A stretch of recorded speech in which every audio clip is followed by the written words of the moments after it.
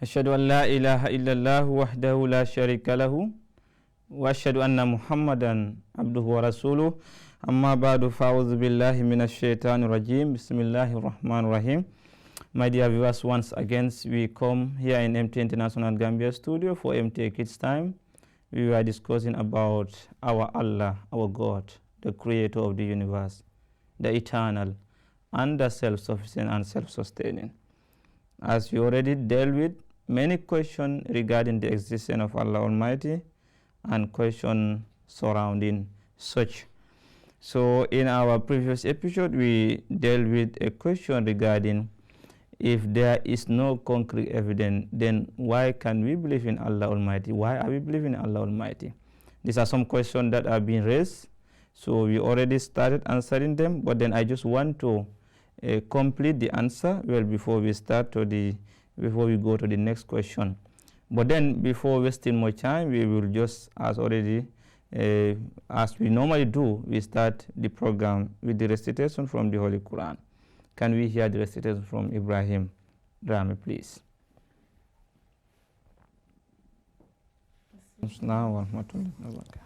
أعوذ بالله من الشيطان الرجيم بسم الله الرحمن الرحيم ألم تر كيف فعل ربك بأصحاب الفيل ألم يجعل كيدهم في تدليل وأرسل عليهم طيرا أبابيل ترميهم بحجارة من سجيل فجعلهم كعصف معقول.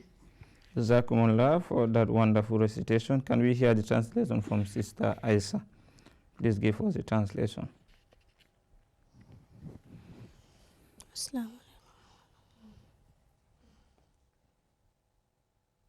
Translation.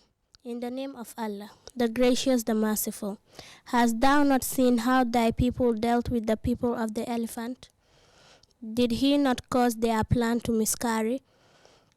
And he sent against them swarms of birds, which ate their carrions, striking them against stones of clay, and thus made them like broken straw eaten up. Jazakumullah, thank you very much. So we all know we are talking about our God, our Allah. As I said, a lot of questions have been raised, and these are some of the questions that we want to answer. Evidence from the Holy Quran and that of the Hadith. We already started answering that question which says, why do we believe in Allah Almighty if there is no concrete evidence? Because they believe there is no concrete evidence. I already started answering it by saying that looking at the uniformity of the laws of nature, that automatically will hint to you that there's a singleness in its creator as well. And Allah Almighty went further saying that if there were two gods or more, what will happen to the earth? What will happen to the world? There will be a lot of chaos. A practical example of that, the world is divided into countries, and each country is being led by a president. And then you can see, because of each country is led by a different individual, there are a lot of complication, chaos happening in the world. So this eventually demonstrates that there is not a single president in the entire world. If there were, then should it be like this? Every single day you hear one country having problem with another country. That is because those countries are not led by one. So that's why Allah the Almighty is telling us, if you see the law of nature, you see the heavenly bodies, how they perform their function regularly and in a uniform manner, that automatically will tell you that there is one creator behind all this. Another one, it says, for those who obey God's commands and submit themselves to the will of God, they do not need any concrete evidence to believe in the existence of God. You know why?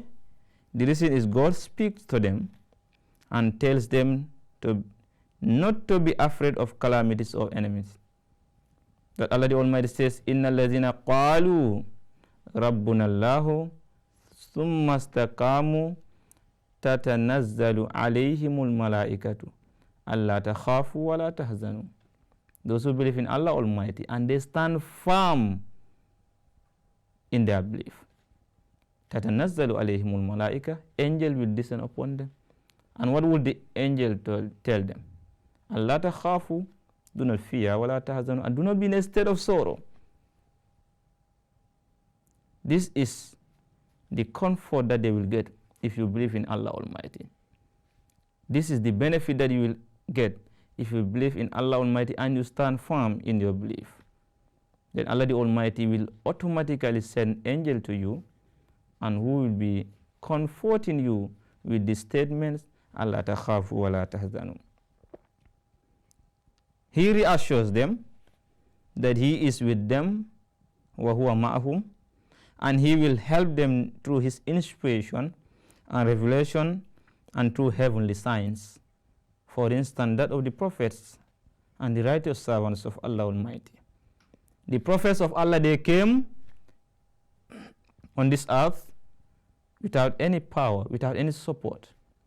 Who amongst the prophets of Allah you see, they come here, they are accompanied with thousands followers at the start of their mission. Not a single prophet. They always stand singly and call people to come. But even before they get followers, they have to suffer the consequences. But then eventually they become victorious. Anybody who fight against them, you will be ruined. At the end of the day, your names will be removed from even history. In fact, when you look, those who are fighting against the Holy Prophet Muhammad Mustafa sallallahu alaihi wasallam, today, if you call somebody Abu Jahl, even who he is a disbeliever, he will never be happy, right? Who will be happy to be called Abu Jahl? But if you say the Holy Prophet Muhammad sallallahu alaihi wasallam, Sayyidina Bilal, Hazrat Abu Bakr, Hazrat Umar, what will you put there? What will you add there? Radiyallahu anhum. May the mercy of Allah be upon them, or may Allah be pleased with them. This is what you add there. So you see, that is showing that Allah Almighty is with them and they shall never die, in a sense that their actions and their legacy will always remain on this earth. So therefore it is sufficient enough to know or to prove in the existence of Allah Almighty by Allah Almighty communicating with you, sending His revelation, inspiration, accepting your prayers, guarding you against your enemies, and fulfilling your needs and dreams. So these are all sufficient evidence which shows that Allah Almighty exists. So if somebody is telling you that there is no concrete evidence, these are some of the things you can tell them. Allah Almighty always protect us. Allah Almighty accept our prayers. Allah Almighty protect us against our enemies. And Allah Almighty communicate with us. So these are enough evidence. But then we will move to the other question. We would like to invite our sister Basma to read the next question that we will want to answer on this episode. Please. Assalamu alaikum wa rahmatullahi wa barakatuh. Assalam wa rahmatullahi wa barakatuh. The question is that, did God create the universe or did it happen by chance? It's another also interesting question. Did God create the universe or whether it happened by chance? As Muslims, what do we believe? It happened by chance? Before we start answering, or God created? Yes, Ibrahim, what is your understanding? Did God create or do you believe it happened by chance? God created. God created the universe. This is our belief. But if we say this is our belief, of course we have to bring evidence, right? And this is what we want to deal with. You say God created. Others say that it happened by chance, like the atheists, the agnostics. They said it happened by chance. And that's why Hazrat Khalifatul Masih IV is saying that anybody who suffers and you are an atheist, you have no blame for God, do you? Because you don't believe in God, so why would you blame God for making you to suffer? Only Muslims and those who believe in Allah Almighty can blame Allah for their suffering, but even that is out of ignorance. But if you know, you will not blame Allah Almighty for your sufferings. You blame yourself. Whatever happened to you, Allah the Almighty says, it is from your own actions. So, therefore, we will want to answer it. He said, if there is no creator, listen attentively, if there is no creator of the universe, which is well organized, this universe, you can see how it is well organized, right? Do you see any hole on the sky? Do you observe it and see there is a fault? Or have the sky ever fallen here and it was taken up to be maintenance? You have never seen that. Have the sun ever fallen? Have the moon ever fallen? So have the stars ever fallen, or you see them, they divide into two? You shall never hear such thing. Have the sea ever become dry completely, no water? So of course, there must be a creator for this organized system. There must be a creator for these heavenly bodies. And that's why he said, if there was no creator of this universe, which is well organized and well disciplined, then we have to believe that the entire universe is eternal with all its complexities, intricate laws, and the most wonderful organization. But we know very well that the universe is not eternal. It has a starting, right? If you say the universe is eternal, meaning it has no starting. It is Allah Almighty who is eternal. He has no beginning. So therefore, it is He who created the universe, which automatically have the beginning. If it is the universe that is eternal, then you cannot call Allah Almighty eternal, because Allah Almighty, we believe, created the universe, right? So eternal means something that has no beginning, and that is only Allah Almighty. So you cannot call the universe eternal. So therefore it says, hence the assumption that there is no creator of this universe has no legs to stand upon. For you to assume there is no creator of this universe, you have no evidence for that. He said, another thing which we should consider seriously in this regard, again, note this, is the fact that because we find evidence of perfect harmony and organization in this universe, and because a lot of wisdom has gone into its making, we come to the natural conclusion that there is a creator who is also very wise.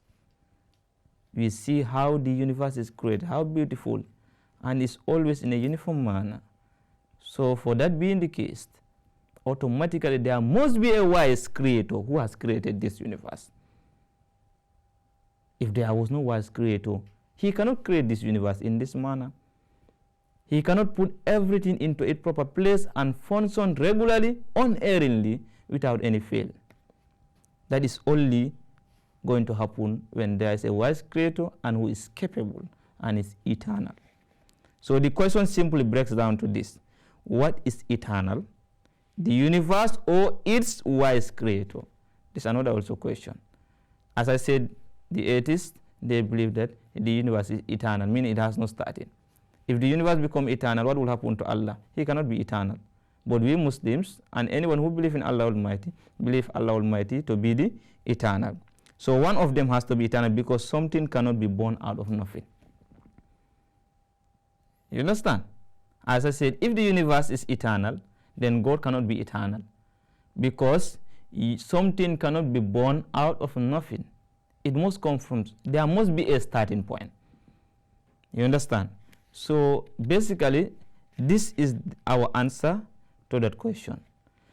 So the universe has never happened by chance, because looking at how the universe is created and how uniform it is, so you cannot say that the universe is eternal, but Allah Almighty is eternal and He is the creator of the universe.